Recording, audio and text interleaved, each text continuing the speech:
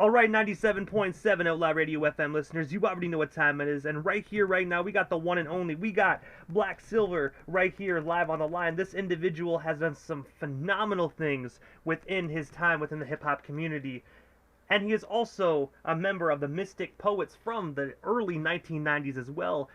Black Silver, how you doing this evening? I'm awesome, dude. Thanks for having me on. What's going on? Hey man, I gotta say it is definitely an honor to have one of the most phenomenal MCs, in my personal opinion, to grace my airwaves this evening, man. So thank you so much in advance for a little bit of your time here this evening. Absolutely, man. Absolutely. And, I appreciate that. Us lyricists, man, rarely get our props. We got fans out there, but it's not promoted like the billboards right now. They're going to talk about Drake for the next fucking 5 months, man. But bar for bar, I think I got him. Let's start there. But going back to the very beginning of your amazing career this far, man, I have to ask, what originally made you decide to pursue a career in the music industry initially? Because as we already established just a few seconds ago, man, that you definitely have some phenomenal bars. Right on, respect. Not one thing in particular, man.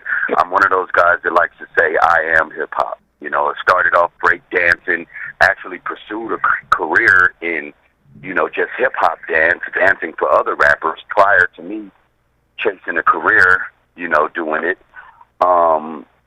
Did the graffiti thing, I'm part of C2D, West Coast Artists, Create to Devastate, City Bomb Squad, blah, blah, blah. So I am hip-hop. It was almost natural progression. You feel me?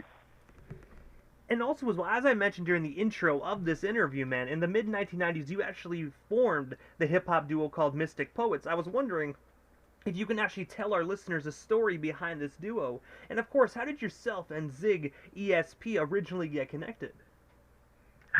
A lot of people don't talk about Mystic Poets very much, so you kind of caught me off guard when you threw that out there. But, yeah, me and Ziggy were inseparable, man. We linked up just years ago, probably through dancing, the hip-hop dancing I was talking about. He and I were in a group called the Hip-Hop Hippies together. And, a little bit later, I wound up connecting with his aunt, and I have 2 sons by her. So we're really close. And I gotta say as well, man, you guys had such phenomenal chemistry together, man. And I do know as well that you guys actually inked a deal with Aqua Boogie Records, actually, I believe in the year 1997. I was wondering, could you tell us a bit more about that record deal? And of course, what was it like actually as being signed to that particular label at such a young age, especially early on in your guys' careers? I mean, we had just shot. I don't want to say shop the demo because we actually walked into the office and performed for these people. But we were courting Motown Records. They had an office out in Hollywood. And the person that took us there was a person by the name of Amilcar Monteroso. He was part of a production team that Ziggy and I were involved with at the time. But he also worked at Power 106, which brings us to Aqua Boogie Records, who's owned by A.J. Mora, who DJ'd for Power 106. So long story short, the funny thing is we did the audition for Motown Records, and the person who took us there, Millikar, fell back in love with us. He forgot how dope we were, and he actually did not want us to sign the deal with Motown because he thought that they might water us down, and directly took us to AJ, like, sign these dudes, man, before we lose them because they're shopping their demos. So that's how that happened. And I gotta say as well, man, that in my personal opinion, Aqua Boogie has always been such a phenomenal record label. You guys had some phenomenal individuals signed alongside you as well. No doubt, no doubt. We never really got to vibe as a label, like the other artists that were there, like, oh, these are our labor mates. So I'm assuming we're going to go on tour together, like, other situations that I've had. That never really happened, the Aqua Boogie Records thing. It was just like we were A.J. Mora's babies, you know what I'm saying? So he would have us perform at raves, house clubs. We did like the Palladium a few times, and that was a big deal to us, but we didn't have a lot of camaraderie with our label mates. And also, as well, you actually took part in a legendary cipher with Eric Sermon of EPMD in Hollywood, California. I was wondering if you can actually tell our listeners a bit more about that experience. And of course, how did you not only join this cipher, but also get connected with the one and only Eric Sermon in the first place? You know what, dude? You've done your history. I don't know where you got all this information from, but I love it. Interviews get boring when I get asked the same question, and I'm loving this so far. So, with that being said, that was pretty random. Some buddies of mine were in a club, and I think they were actually so I'm from a larger collective called 2,000 Crows, and one of the groups, my brother's Funky Dialect, we were all out in Hollywood hanging out at a club, and I think they had a connection with them. It wasn't me in particular.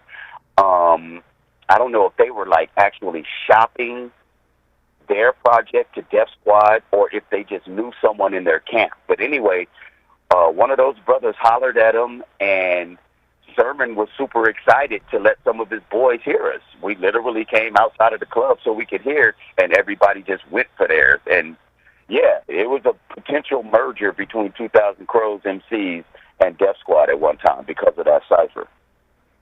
And I got to say as well, you know what I mean? Just being in Hollywood, being able to actually do a cipher with Eric Sermon of EPMD, it must have been such a surreal experience for all you guys involved. I mean, obviously, especially then, he was on the top of the hip-hop game. Like I said, we're talking Def Squad, we're talking EPMD, we're talking Redman, we're talking DOS Effects. I mean, they were, our idols, so to speak, at the time. So, of course, we looked at it, as a bright moment, but also like a potential moment. We respected it, but we always were out to get our own. We didn't want to ride anybody's coattail, and what's the word? We were very, I don't want to really say stubborn, but, we were interested in making our own lane as well. So someone would have had to make a really good offer to deal with us at that time. And also, as well, you are part of another hip-hop group as well by the name of the Analog Brothers, alongside Kool Keith, Ice-T, and, of course, others. I was wondering if you can actually tell our listeners the story behind the Analog Brothers, and, of course, what actually made you guys decide to come together and form what we know as the Analog Brothers. Analog Brothers, man, that's one of my stalwart projects, For quite some time, more people knew me as Silver Sense from the Analog Brothers than my actual solo moniker of Black Silver. So, I really respect that project. It did a lot, opened a lot of doors for me. And it came about really just from different people knowing each other. So, of course, Ice-T and Kool Keith knew each other. I was part of Kool Keith's camp. Mark Live was part of Ice's camp. And everyone lived locally in Hollywood. At the time, Kool Keith and I lived in the same building in Hollywood on Martell. Mark Live was touring with Ice. Everybody was home at the same time. I guess a kind of middleman or like the glue that kind of brought everything together was Skylar Stevens, a.k.a. Rex Rowland, who produced most of the project. He said, hey, let's go up to Ice's house, and we called it the Crack House at the time. Everybody knows this house because it was on Lifestyles of the Rich and Famous. It's the big white house in the Hollywood Hills where the whole roof opens up. And we called it the Crack House, and everybody went up there just literally to hang out. Now, Rex happened to bring a beat machine and some beats on, I think, a CD or something that he had already made.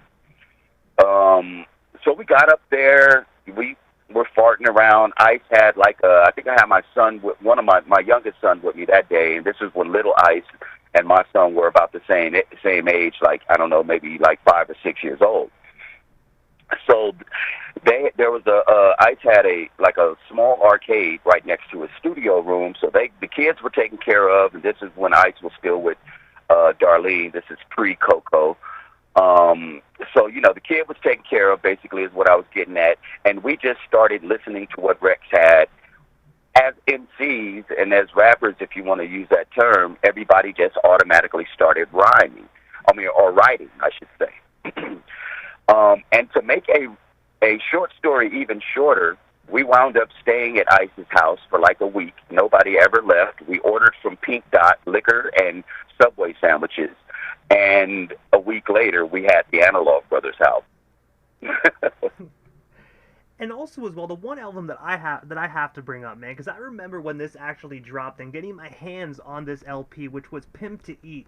I have to ask, man, what was it like just being in the studio putting together such a phenomenal project, man? Because there was not one song on that I personally skipped. Well, like I said, man, we were all homies already. We were all, planning on either doing music or going on the road together, and we actually just kicked it, aside from rap shit. I used to call me at the house and be like, man, you and your lady want to go to dinner. We were all homies already, so it was just natural progression. So, I use that term already, so I don't want to be redundant, but it was just in the air, man. It was not forced situation. It wasn't planned. So while we were doing it, it just felt like what we do all the time. In hindsight, I'm always like, yeah, man, that was a great time. And, man, the energy in that room was this and that. But when we were there, we were just doing what homies do. And I gotta say, the one song off that album that I absolutely loved the most was actually More Freaks. I love More Freaks. I'm partial to More Freaks. I can dig it. I gotta say, man, definitely a phenomenal song, man. But I also read as well that you actually had the opportunity to tour with the Red Hot Chili Peppers. I was wondering if you can actually tell our listeners a bit more about that experience, and of course, what was it like actually performing your music in front of a rather different audience than of course, aside from hip-hop?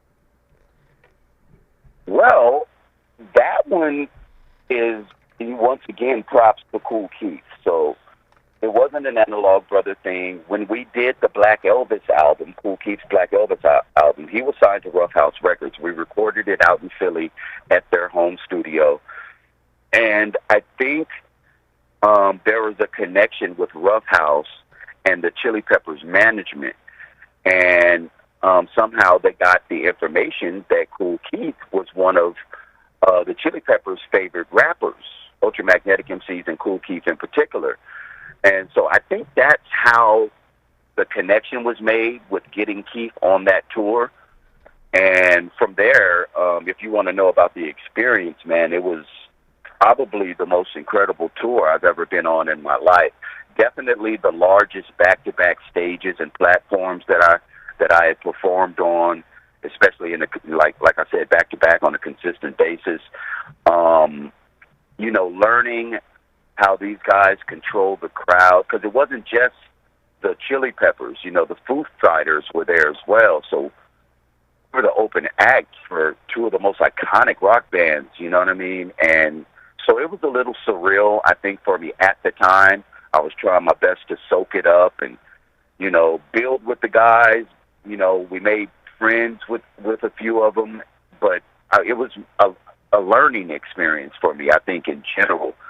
And kind of overwhelming. It was hard for me to soak it all up. I mean, I'm on the tour with the fucking Red Hot Chili Peppers, dude, doing 20,000 a night. You know what I mean? And sometimes a lot more. So, yeah, it was a bit surreal, but a lot of fun. A lot of fun, man. Yeah, thanks for that. And I gotta ask as well, man, because obviously you were on tour with them. Did you get the opportunity to ever, sit back and actually, smoke with one of them, or get the opportunity to really just kind of kick it with the Red Hot Chili Peppers?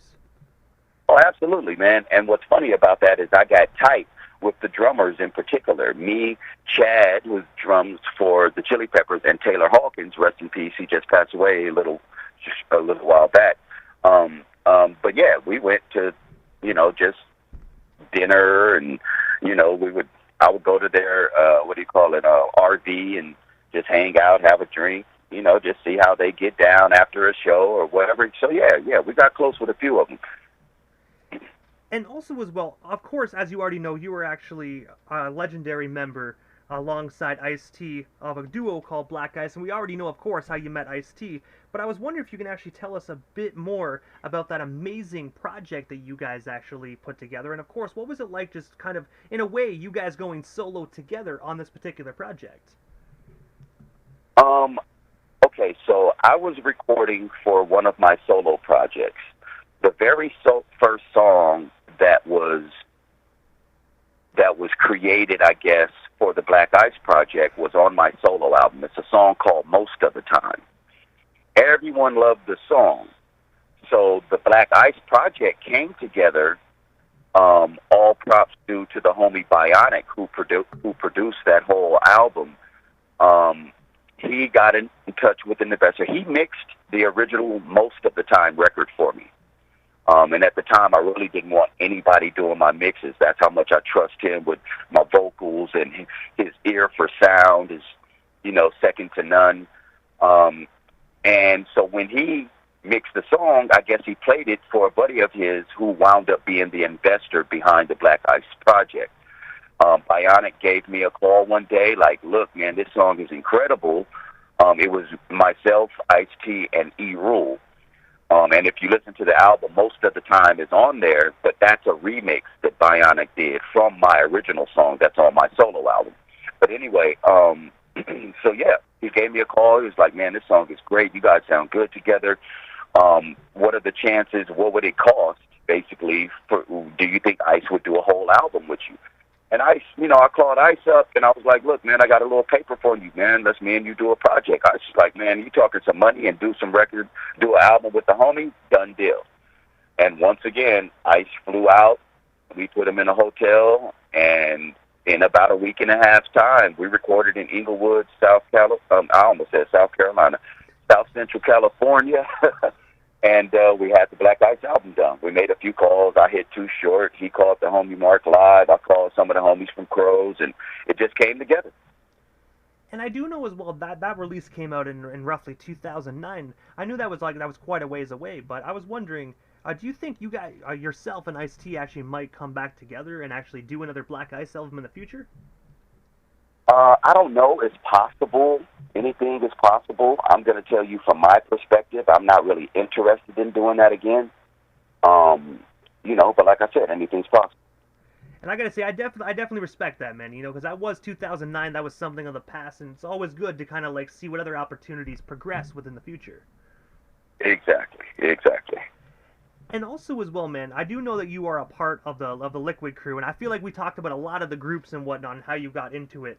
And I'm pretty sure this is actually how this album transpired, but in September 2nd of 2003, you actually teamed up with Tash from the Alcoholics to release the amazing collaborative album titled Blood, Sweat, and Beers.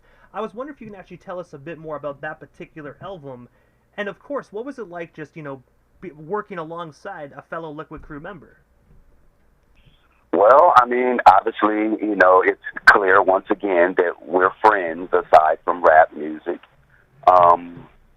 Both coming up in the local Los Angeles area, and the Alcoholics obviously being into music before that I chose a career path in it. I was still riding skateboards and dancing for people at the time when they were getting record deals, but those were my homies. So with that being said, I became part of the Likwit crew, later in time. That would be post-Analog Brothers. The guys started recognizing me, making moves of my own. Once again, I never went to Dilated Peoples. I never went to Far Side. I never went to the Alcoholics to try to help me get a record deal. The person who put me on and gave me my first opportunities was Kool Keith. That's why I give him so much praise. Even though I went to school with all those guys, that's why I'm using them for entrance. Some of them skateboarded too. Some of them did graffiti with me too. We all came up in Los Angeles, California together. So with that being said, after, some of the people I mentioned, and most importantly, my alcoholic brethren started noticing me making moves of my own, then it was kind of, once again, like, once I started being around them, not just asking for tickets to come to the show, now I'm opening for them, maybe they're opening for me, and we're on a lot of the same bills. It was like, well, he's already family, so becoming Likwit crew, I would throw up the Likwit crew before King T made me official Likwit crew. You know what I mean? So with that being said, Tash was actually living with my wife and I at the time we recorded the Blood, Sweat, and Beers project. He had just had an upsetting run with, actually, I probably shouldn't even say the name of the label right now, but it was when he released his Control Freak project. Things didn't go the way it was explained to him. He was a little frustrated. He knew I had my own label and, obviously a distribution outlet. And he was like, man, let's do something now that we can get on the road and make some money with. So not to say that the album was made just to make some money, but we wanted a project with both of us involved in it so we could actively tour it. And so while he was doing a lot of guest appearance at the time, and I was doing a lot of show booking at the time, in between those two things, we would record a song. Enough songs, make an album. And we came up with a title, did a photo shoot, and got it to the world. So that's that story. And also as well, I know we're jumping ahead in the timeline here quite a bit, but I saw on Instagram that on May 1st, you actually announced that you actually have a new project coming this summer titled Forbidden Slangage. I was wondering, what can our listeners actually expect from this up-and-coming project? And of course, do you have the estimated release date? That way our individuals can kind of, keep their eyes peeled for this up-and-coming project. Yeah, I really want people to keep their eyes open. I do not have an actual release date. I was just talking to a promoter homie on the East Coast, and shouts out to you, Big Raul. I can't give a release date right now, but what I can say, and that I'm very proud of, is this is the body of work that everybody's been waiting on from me. It's the type of beats that everyone's been telling me over the years that they like to hear me over. I have features from some of the most classic MCs in hip-hop today. Everybody, it was like I was owed favors or something. As soon as I made the call and told people that I was back recording, I got so much love. Instrumental beats from, like I said, just some of the most respected producers out there. Anybody I called, before I even got the words out, like, you mind doing a song with me? I hear you on this beat. They were already like, Silv, I heard you were back, you picked the mic back up. I heard you were back recording. Dude, I got to be on the album, so the love is overwhelming. The project is coming out fire. That's not me tooting my own horn. Everything has just been falling into place, man. So I'm super, super proud of this one. And I'll be giving updates here and there, but no, I don't have a release date yet. It is called Forbidden Slangage. And it's going to be a heavy hitter, man. I'm going all out on this one. I'm excited about it. But I have to ask, man, aside, of course, other than this, Forbidden Slangage project, what is next for yourself, Black Silver, man? Is there anything we happen to miss during tonight's broadcast? Anything else you do still want to talk about or promote? Well, we still got you here live on the Canadian FM dial this evening. I mean, man, like I said, I'm just really excited to be back in the game. All the love I'm getting is overwhelming. This isn't the first interview I've done since I picked the mic back up. It's only been a couple months, and I've done, 6, 7 different interviews, man. I'm recording 4 different projects, not just my solo album. Kool Keith and I were supposed to be recording a project right now. That's kind of put on hold.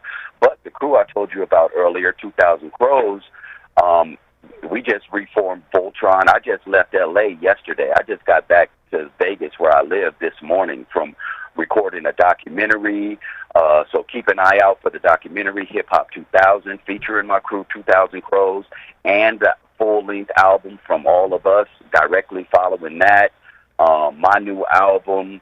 And, I'm working on a couple other projects, man. People are going to really see, like, when I do this, I do it for real. I'm a workasaurus, dog, grindosaurus. So it's a lot of music you're about to get from me. A lot of visuals are coming with all of these projects I'm talking about. So, I'm reformatting my YouTube page right now. A lot of videos going to be dropping on there. And, I'm just excited, man. And I really appreciate you having me on the show. Hope to do it again. And also as well, man, this is the time in the interview quickly that I give a chance for the individual that slides into the radio station airwaves, just a chance to give, shout-outs to whomever they want to give shout-outs to, but most of all, man, your social media handles. That way our listeners can follow you and stay updated on everything Black Silver if they're not already doing so.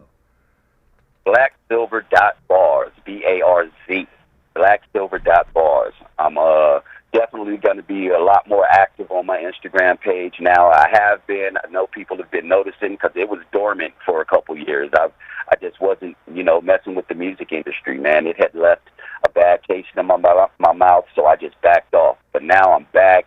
I'm excited. I'm excited that other people are excited. So, yeah, man, it's good vibes all the way around right now.